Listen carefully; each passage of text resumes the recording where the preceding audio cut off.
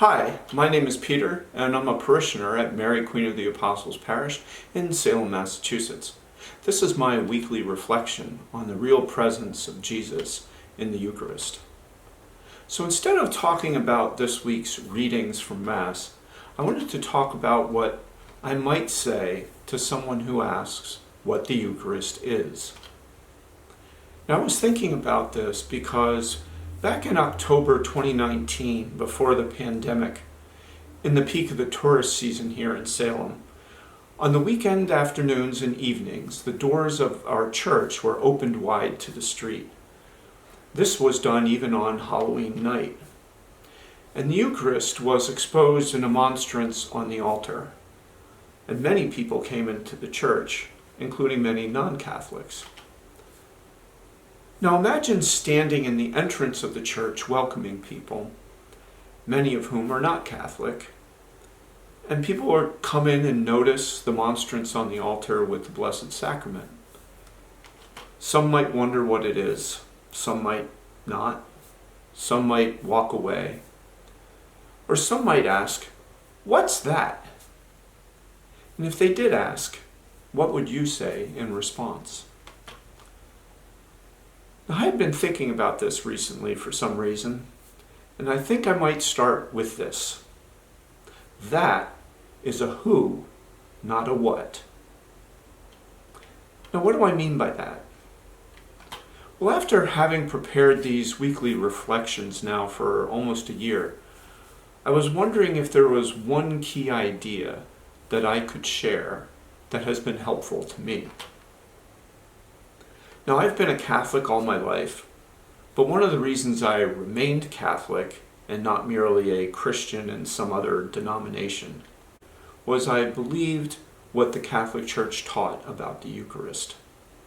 That the Eucharist truly is the body and blood of Christ and not just a symbol.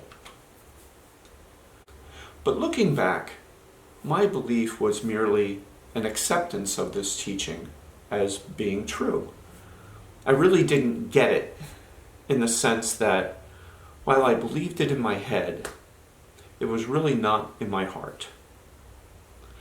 And I also didn't get it for another reason. I think my understanding was incomplete. Not wrong, just incomplete. And I think that incompleteness might be why this belief wasn't in my heart.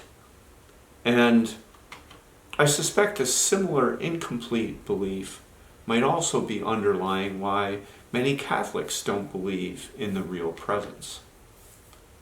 So what do I mean? Well, I think if we think about the Eucharist solely as the flesh and blood of Jesus, the Eucharist might still remain a thing. But the Church doesn't exactly teach that. According to the Catechism, the Eucharist is the glorified body, blood, soul, and divinity of Jesus. The glorified body is the resurrected body as ascended into heaven. That body is alive, and that body includes the soul and divinity of Jesus.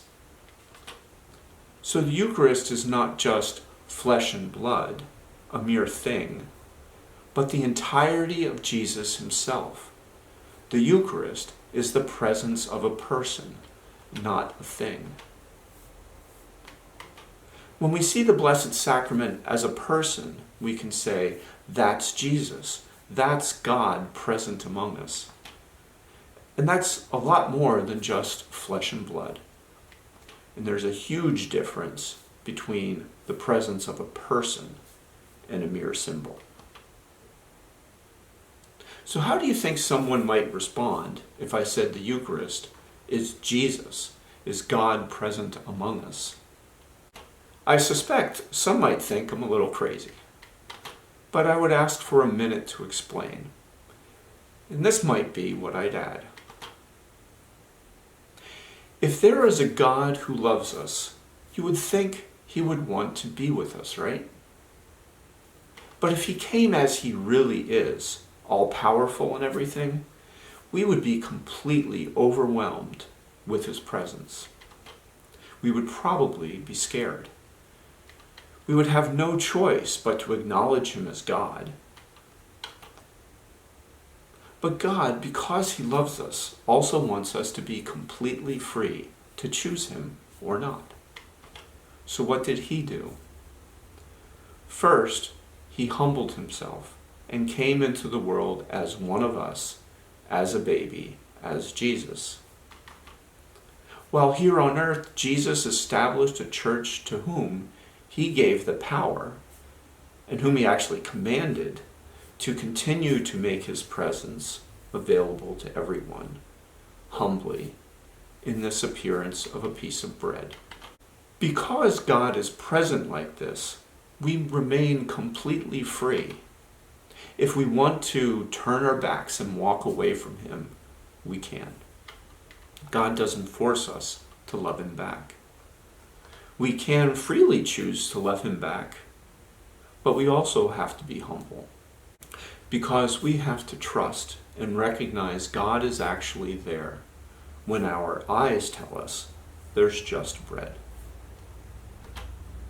So I encourage you to go into the church, stand before what appears as bread, and wonder for yourself, is God really there? Does it change anything for you if the person of Jesus is actually there? So when you worship at Mass this Sunday, whether in person or virtually, whether receiving communion or not, or performing a spiritual communion, imagine standing before the Blessed Sacrament. Ask yourself, who is that? God, is that really you? Are you really there? Why do you do that? And why do you do that for me? May God bless you, and see you next week.